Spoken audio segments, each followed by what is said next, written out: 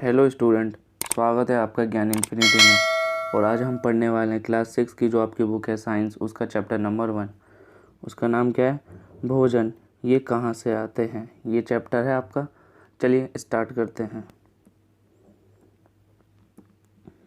जैसा कि बच्चों आप लोगों को ही पता है कि भोजन क्या है। हमारे जीवित रहने के लिए हमें भोजन की आवश्यकता होती है। अगर हम भोजन नहीं खाएंगे यानी खाना नहीं खाएंगे तो हम क्या होंगे? कुपोषण का शिकार हो जाएंगे और इससे हमारी मृत्यु भी हो सकती है। और आपको पता है हमारी बॉडी को विकास करने के लिए भी भोजन की बहुत आवश्यकता होती है। जैसे बच्चा बेबी होता है, अगर वो उस बेबी को बड़ा होना है, ग्रो करना है, तो क्या है, उसे फूड की ज़रूरत होगी यानी खाने की ज़रूरत होगी। इस चैप्टर में हम इसी खाने के बारे में जानेंगे। ये जो हम खाना खाते हैं, ये जो मांसाहारी शाकाहारी खाना खाते हैं, ये आता कहाँ से है? तो इस चैप्टर में हम यही पढ़ेंगे।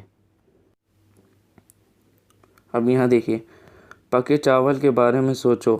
हम कच्चा चावल लेते हैं, उसे पानी में उबालते हैं। इसे तैयार करने में हमें दो पदार्थों या संगठकों की आवश्यकता होती है। यहाँ पर संगठक का मतलब क्या है? संगठक का मतलब ये, जब भी हम कोई खाना बनाते हैं उसमें जो यूज़ होने वाले विभिन्न प्रकार के यानी अलग अलग प्रकार की जो सामग्री हैं उसे ही क्या कहते हैं?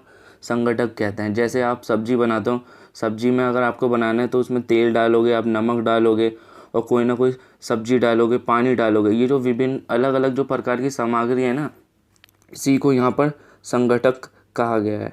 ठीक है, ऐसे ही चावल की बात हो रही है। आप चावल बनाते हो तो किन किन सामग्री की ज़रूरत होती है?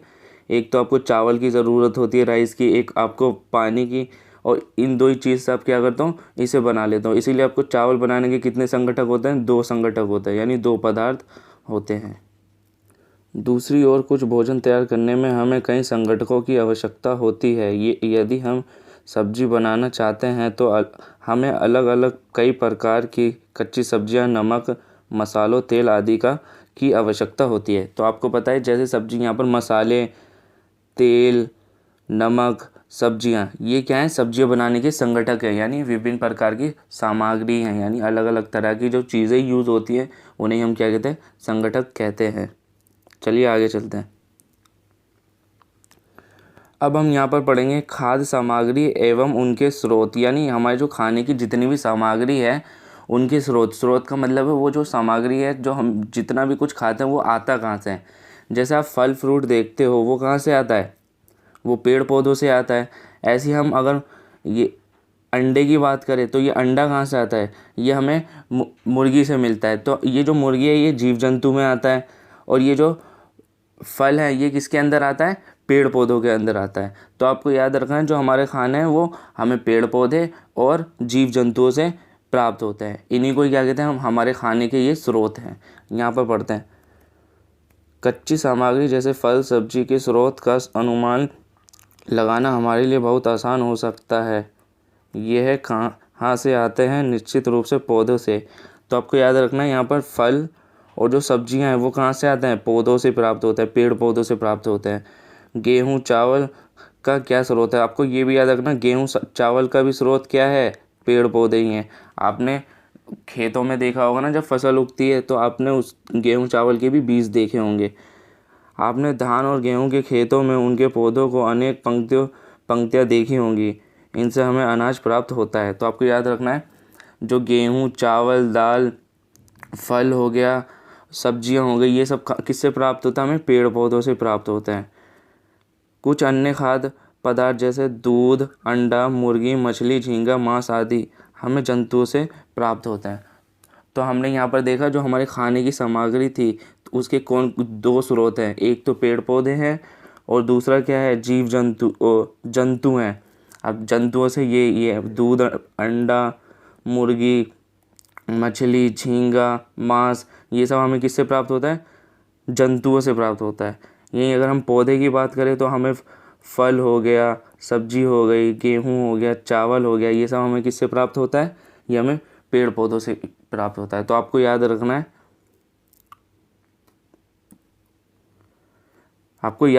है, कि खाने के जो स्रोत होते हैं, एक तो पेड़ पौधा होता है और दूसरा जंतु होते हैं। ठीक है, इनसे आपने देख लिया गेहूँ चावल, फल सब्जियां मिलती हैं। इनसे हमें अंडा, मुर्गी, मुर्गी, मछली, झींगा, मांस ये सब हमें मिलता है।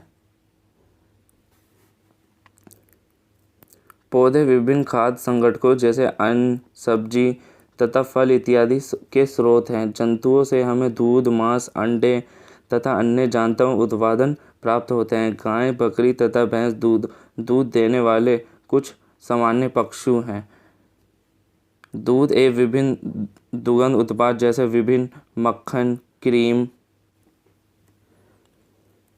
घी, पनीर, दही का उपयोग संसार के प्रत्येक क्षेत्र में किया जाता है। तो आपको याद रखना है, जो हमारे जो खाने के जो स्रोत हैं, जहाँ से हमें खाना मिलता है, वो क्या है? पेड़ पौधे। उन पेड़ पौधों और जीव जंतु से हमें अलग अलग प्रकार के क्या है? खाने की सामग्री मिलती है। जैसे अगर मैं जंतु से अगर बात करें तो हमें क्या क्या मिलता है? मांस, मछली, अंडा, ये सब हमें किससे मिलता है? जंतु से मिलता है। ऐसे अगर हम पेड़ पौधों से बात करें तो पेड़ पौधों से क्या क्या मिलेगा? सब्जी, फल, गेहूँ, चावल, अनाज या खाने वाली और भी जो हरी सब्जियां, ये सब किससे मिलते हैं? हमें पेड़ पौधों से मिलती है। यहाँ पर एक टेबल दे रखी है। इस टेबल में हमें जैसे कोई खाना इडली है, इसको बनाने में कितनी सामग्री का यूज़ हुआ है और ये सामग्री का स्रोत क्या है? पेड़ पौधे हैं।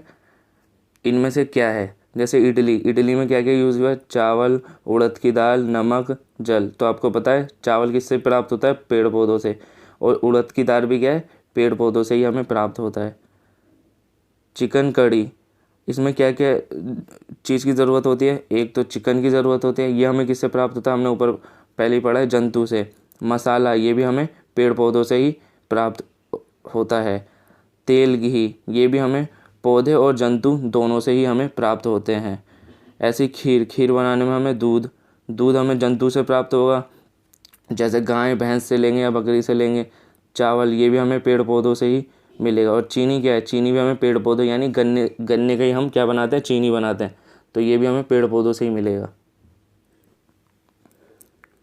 भोजन के रूप में पौधे के भाग और जंतु उत्पादन। तो हम यहाँ पर ये पढ़ेंगे कि जो पेड़ पौधे हैं उसके एक से ज़्यादा भाग को खाया जाता है। जैसे अगर मैं सरसों की बात करूँ तो सरसों के बीज से हम क्या करते हैं? तेल भी बनाते हैं और हम क्या करते हैं? सरसों का साग भी खाते हैं। तो हम इस वाले पॉइंट में हम यही पढ़ेंगे कि जो पेड़ पौधे हैं उसके 1 से 2 से ज़्यादा भागों को खाया जाता है।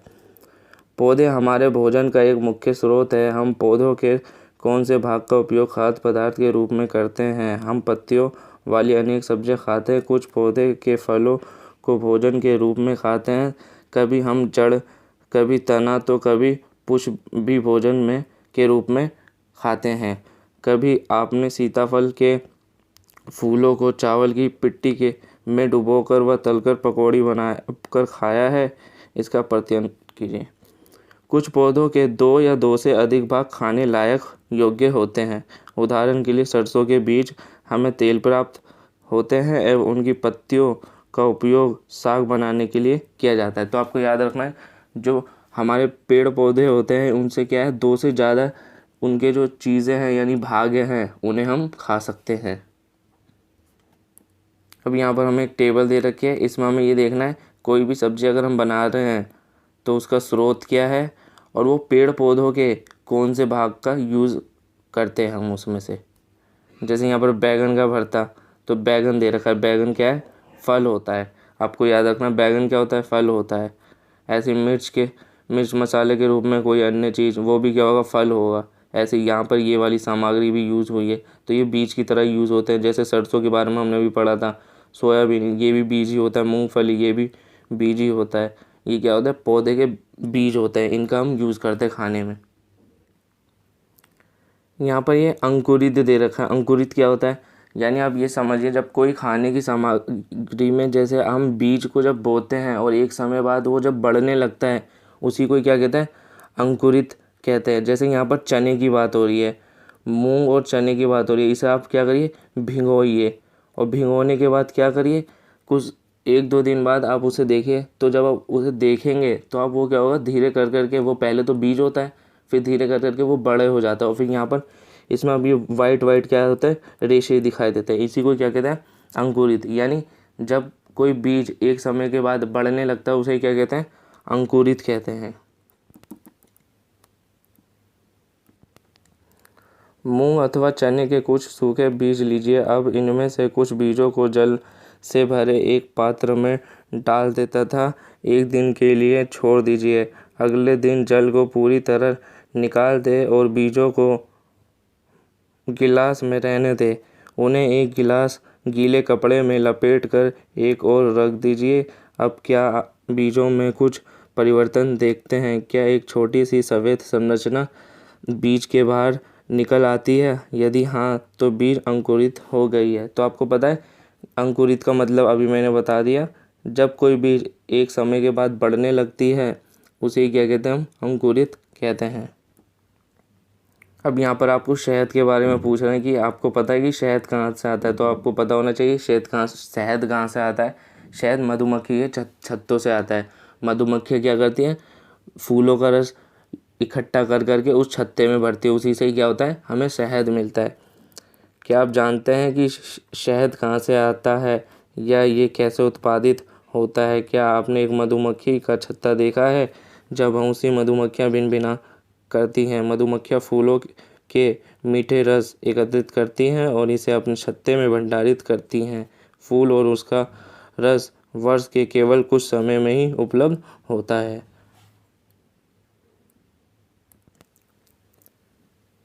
तो आपको यहाँ पर याद रखना है हमें शहद कैसे मिलता है? मधुमक्खी द्वारा जब फूलों का रस इकट्ठा किया जाता है उससे ही हमें क्या मिलता है? शहद मिलता है। अब यहाँ पे क्या दे रखा है? जंतु क्या खाते हैं? क्या आपने अपने घर में कोई ऐसा पालतू पशु है जिसकी आप देखभाल करते हो? कुत्ता, बिल्ली, भैंस या बकरी? फिर आपको इसकी जानकारी भी अवश्य होगा कि आपका पालतू जानवर क्या खाता है। अन्य जंतु क्या खाते हैं? क्या आपने कभी गिलहरी, कबूतर, छिपकली या छोटे कीट को खाना खाते देखा है? जैसे कि आप यहाँ पर गिलहरी एक जानवर को देख रहे हो, ये क्या है? इसे आप अखरोट खाते हुए कभी ना कभी आपने देखा ही होगा। ऐसे ही यहाँ पर कबूतर, छिपकली, इनके छोटे छोटे जो कीड़े मकोड़े इनके बारे में ये पूछ रहे हैं। जैसे आपने चींटी को देखा है। चींटी क्या है? आप उसे चीनी ले जाते हुए कभी देखते हो, कभी मीठी चीज़ ले जाते हुए। कहीं पे मीठी चीज़ होती है तो वहीं पर क्या होता है? चींटियों का झुंड लग जाता है। तो ये जो अलग अलग जो जानवर है क्या है? वो अलग अलग तरीके के खाना खाते हैं। यहाँ पर